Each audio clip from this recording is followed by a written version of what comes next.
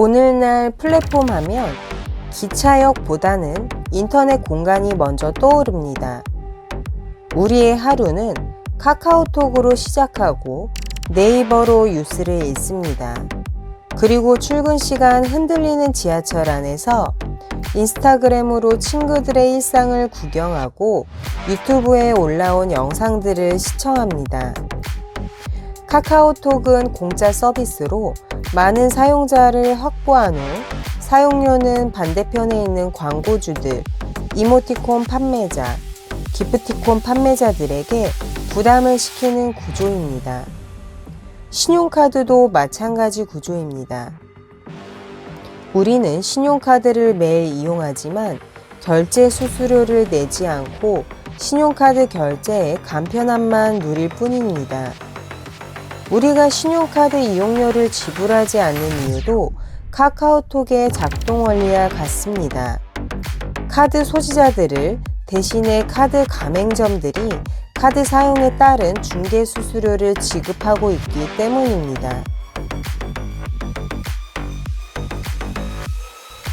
네트워크 경제에는 공짜 점심이 있습니다.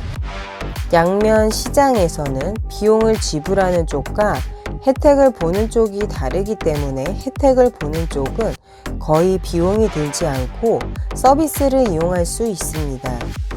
이렇게 혜택을 보는 쪽이 받는 돈을 교차 보조금이라고 합니다.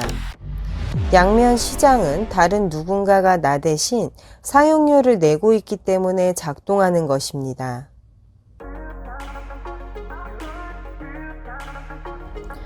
플랫폼 경제에서 중요한 경영 전략은 소비자들의 멀티 호밍을 막는 것입니다.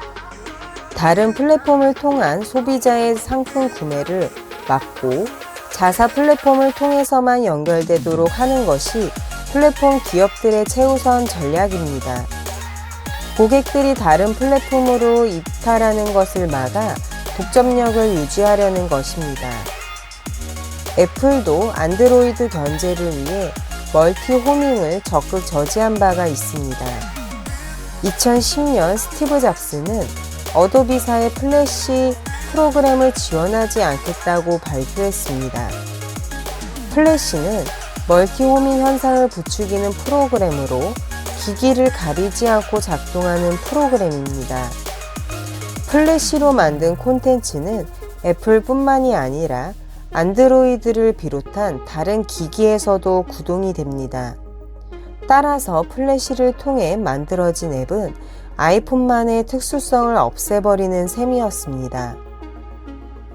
쿠팡도 다른 플랫폼의 부상을 막기 위해 장벽을 친 적이 있습니다. 2016년 쿠팡은 네이버에서 쿠팡의 상품이 검색되지 않도록 상품의 데이터를 제공하지 않았었습니다. 쿠팡의 이러한 의사결정 이면에는 네이버라는 초대형 플랫폼에 대한 견제가 숨어 있었습니다. 네이버가 쇼핑 시장의 플랫폼이 되는 것을 막고 쿠팡 스스로 플랫폼이 되어 직접 고객을 모집하겠다는 전략이었습니다.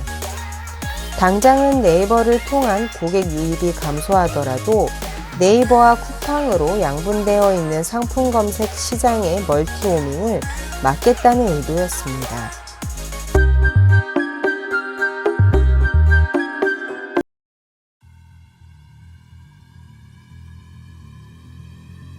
싱글 호밍의 성향이 강한 플랫폼 기업은 승자 독식의 시장이 됩니다. SNS는 대표적인 예로 메시지를 주고받는 카카오톡, 일상을 공유하는 페이스북, 사진을 공유하는 인스타그램이 있습니다. 문제는 승자 독식의 경쟁 구조가 한 국가 내에서만 일어나는 것이 아니라 전 세계에 걸쳐 나타난다는 것입니다. 글로벌 플랫폼 패권 경쟁에서 이긴 기업은 전 세계를 장악할 가능성이 높습니다. 마치 마이크로소프트가 전 세계 컴퓨터 운영체제 시스템을 정복한 것처럼 말입니다. 플랫폼 경쟁을 피하는 방법이 있을까요? 플랫폼 기업의 진입을 막거나 영업을 금지하는 것입니다. 우리나라에서는 우버가 불법이었습니다. 정식 택시가 아닌 승용차로 택시 영업을 하는 것은 여객 자동차 운수 사업법 제81조에 위반되기 때문입니다. 그로 인해 미국에서 제공되는 우버 서비스는 우리나라에 진출하지 못합니다.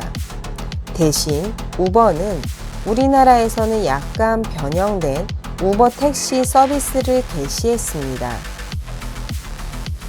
중국은 인터넷에 만리장성을 세워버렸습니다. 중국은 자국의 플랫폼 생태계를 보호하기 위해 해외 인터넷 접속을 차단하고 국경을 넘어가는 인터넷의 속도를 떨어뜨리기도 합니다. 구글, 페이스북, 유튜브, 클럽하우스 사이트 접속도 불가능합니다. 또한 뉴욕타임즈, 월스트리트 저널, 가디언, BBC 등의 주요 외신들도 차단했습니다. 한국의 카카오톡, 다음, 네이버 블로그도 차단되어 있기는 마찬가지입니다. 게다가 달라이라마, 천안문 사태, 위구르처럼 인권이나 민주주의와 관련된 검색어는 걸러내고 있습니다. 체제 안정에 위협이 될 수 있는 인터넷 서비스를 원천 봉쇄하겠다는 의도입니다. 미국의 플랫폼 기업들은 중국의 인터넷 만리장성을 뚫기 위해 많은 노력을 기울였습니다.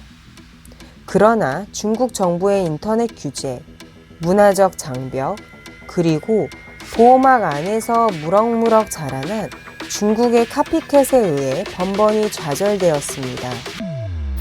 중국이 쌓아올린 디지털 만리장성 속에서 중국의 토종 플랫폼 기업들은 빠르게 성장했습니다.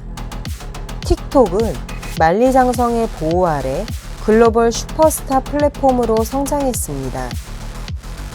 틱톡의 성공 비결은 인터넷 밈 문화에 익숙한 MZ세대의 취향을 제대로 읽어낸 데에 있습니다. 플랫폼 제국이었던 미국도 중국이 만든 플랫폼의 지배를 받는 시대가 온 것입니다.